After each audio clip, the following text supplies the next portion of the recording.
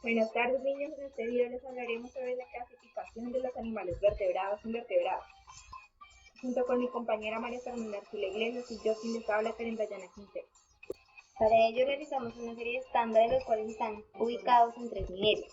El primero es reconocer que tanto los individuos como los organizaciones sociales se transforman con el tiempo construyendo un legado y dejando huella que permanecen en las sociedades actuales.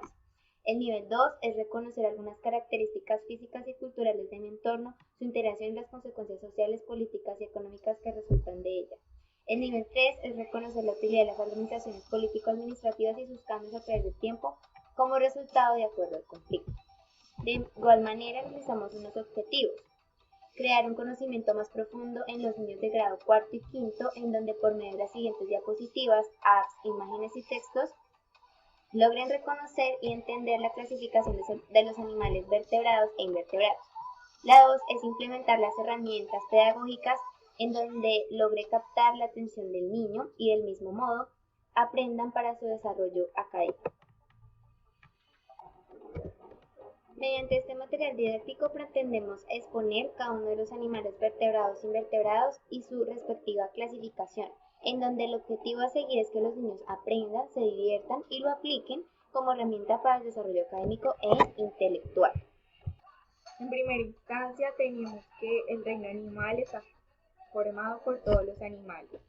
Sus características principales son: se alimentan de plantas o de otros animales, se relacionan con el exterior a través de los movimientos, andan, vuelan o nadan, y a través de los órganos de los sentidos. Los animales pueden clasificarse en dos grupos: animales vertebrados e invertebrados. Los vertebrados tienen esqueleto óseo y los invertebrados no tienen este esqueleto. Los animales vertebrados son un grupo de animales con un esqueleto interno articulado que actúa como soporte del cuerpo y permite su movimiento. Y esto lo podemos ver en la siguiente imagen: los mamíferos, aves, peces, anfibios y reptiles. Sus características: la primera es que tienen columna vertebral. Esto está formado por una serie de piezas articuladas o vértebras que permiten algunos movimientos y le dan cierta flexibilidad. Segundo es que el cuerpo está dividido de cabeza, tronco y extremidades. Y en tercera instancia tenemos que hay individuos machos e individuos hembras, es decir, el sexo está diferenciado. Clasificación de los vertebrados. Como anteriormente dijo mi compañera, los vertebrados se clasifican en 5 grupos, los cuales son mamíferos, aves, peces, anfibios o reptiles. En primera instancia tenemos los mamíferos, en donde estos tienen su cuerpo cubierto de piel. Sus extremidades tienen generalmente forma de pata, las cuales les permiten desplazarse. Los mamíferos acuáticos, como los delfines o las ballenas, tienen sus extremidades transformadas en aleta, y los mamíferos voladores, como los murciélagos, poseen membranas en extremidades anteriores que les sirven de alas. Adicional a esto tenemos que su temperatura corporal es constante. Esto quiere decir que la temperatura de su cuerpo no varía si cambia la temperatura del exterior. También se dice que estos animales son de sangre caliente.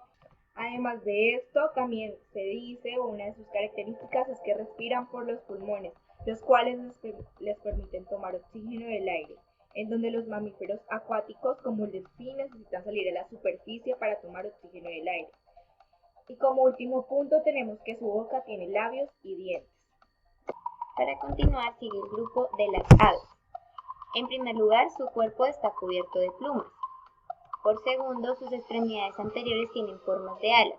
Las aves vuelan gracias a los movimientos de sus alas, aunque algunas aves no son capaces de volar, como los avestruces o los pingüinos. También el esqueleto es muy ligero, ya que los huesos son huecos. Además, algunas aves poseen una bolsa llamada sacos aéreos, que están llenas de aire y facilitan el vuelo. También la temperatura corporal es constante, es decir, son animales de sangre caliente. De igual modo, respiran por los pulmones y la boca que posee es un pico sin dientes, que varía mucho de una. A continuación les hablaré sobre las características de los peces. Primero, su cuerpo está cubierto de escamas. Segundo, sus extremidades tienen forma de aletas. Tercero, su esqueleto es el más sencillo de todos los vertebrados. Cuarto, la temperatura corporal es variable, es decir, depende de la temperatura del agua en la que se encuentre. por eso decimos que son animales de sangre fría. Y como última característica tenemos que los peces respiran por branquias. Continuando, seguimos con los anfibios, en donde tienen unas características peculiares. La primera es que su piel está desnuda y húmeda. La segunda, sus extremidades son patas musculosas que les permiten nadar o saltar. La tercera es que la temperatura corporal varía, es decir, son animales de sangre fría. Las crías nacen en el agua y respiran por branquias, mientras que los adultos viven en la tierra y en el agua y respiran por la piel y por sus pulmones. Se alimentan de insectos, lombrices y otros pequeños animales. Y como último, son ovíparos, se reproducen por huevos. La fecundación suele ser externa. La hembra pone los huevos en el agua y el macho los fecunda. En el agua los huevos se pegan unos a otros y forman voluminosos racimos. Seguidamente les hablaré sobre los reptiles. Como primera característica tenemos que su cuerpo está cubierto de escamas. Segundo, sus extremidades tienen forma de patas, que suelen ser muy cortas. Algunos reptiles, como las serpientes, no tienen patas. Como tercera característica tenemos que su temperatura corporal es variable. Cuarto, respiran por los pulmones. Quinto, la mayoría de los reptiles son carnívoros. En la boca suelen tener muchos dientes, todos del mismo tamaño. Además de esto, los reptiles se caracterizan por ser ovíparos. Esto quiere decir que se reproducen por huevos. Como séptimo punto tenemos que su fecundación es interna. El macho se aparea con la hembra y se forman huevos fecundados. La hembra pone los huevos sobre la hierba o los entierra. Y como último punto tenemos que algunos reptiles como la víbora son ovíparos. Quiere decir que los huevos se abren dentro del cuerpo de la madre y nacen las crías vivas. Los animales invertebrados. Estos carecen de columna vertebral y de esqueleto interno articulado. La mayoría de los invertebrados tienen una protección externa como si fuera una armadura, como los escarabajos. Pero hay invertebrados que no tienen ningún tipo de protección, como los pulpos. En la siguiente imagen podemos apreciar los equinodermos, celentéreos, gusanos, artrópodos y esponjas. Los invertebrados se clasifican en varios grupos: los artrópodos, los moluscos, los gusanos, los equinodermos, las medusas y las esponjas. Uno de estos animales son los artrópodos, los cuales se caracterizan porque tienen su cuerpo y sus patas articulados, es decir, divididos en piezas que se mueven. Los grupos más importantes son los insectos, los arácnidos, los crustáceos y los mirápodos. Como segunda instancia tenemos los insectos, en donde estos son los artrópodos más abundantes y tienen ciertas características. Una de ellas es que su cuerpo está dividido en cabeza, tórax y abdomen.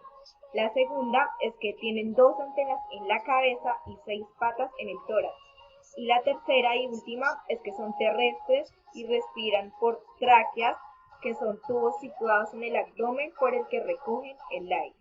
Los arácnidos tienen unas características básicas, las cuales son peculiares en las arañas, garrapatas y ácaros. Los adultos tienen 4 pares de patas, sin antenas, sin alas, una cabeza y un tórax unidos y un abdomen. Además, su cuerpo está dividido en cefalotórax y abdomen. El cefalotórax es una pieza única que engloba la cabeza y el tórax. Carecen de antenas. En la boca poseen unas pinzas que les sirven para comer y en el cefalotórax tienen 8 patas. Son terrestres y respiran por las tráqueas. A continuación les hablaré de los crustáceos, en donde su cuerpo está dividido por el cefalotórax y el abdomen. Como segundo punto tenemos que poseen 2 antenas en la cabeza y la mayoría tienen 10 patas en el cefalotórax. Algunos crustáceos, como el cangrejo, tienen patas. También tenemos los moluscos. Los moluscos son animales de cuerpos blandos, algunos sin concha, como las babosas. Son los invertebrados más abundantes. Todos ellos tienen el cuerpo blando. Además suelen tener una concha externa, como el caracol, aunque algunas veces la concha es interna, como el calamar, o no tienen concha como la osa. Además, se dividen en tres grupos: los gasterópodos, los bivalvos y los cefalópodos. En los gasterópodos tienen una concha de una sola pieza. Sus ojos se encuentran en el extremo de unos tentáculos que repliegan en caso de peligro. La mayoría de los gasterópodos son marinos, como el vígaro, y respiran por branquias. Los terrestres, como el caracol, respiran por los pulmones. Finalmente les hablaré sobre los bivalvos, en donde su nombre se debe a que su concha tiene dos piezas llamadas valvas. Además de esto, no tienen cabeza diferenciada y estos viven en el mar, normalmente sujetos a rocas o en la arena, y respiran por branquias. Para terminar, tenemos los cefalópodos, los cuales no tienen una concha externa y algunos, como el calamar, llevan una bolsa de tinta para enturbiar el agua y huir sin ser vistos. En la cabeza poseen largos tentáculos y viven en el mar, por lo cual respiran mediante las branquias. Como conclusión, podemos ver que al terminar de estudiar todos y cada uno de los animales que componen el grupo de los vertebrados e invertebrados, podemos observar que es un tema muy sencillo para que los niños, mediante las diapositivas y demás herramientas utilizadas, comprendan sus características e importancia en el reino animal.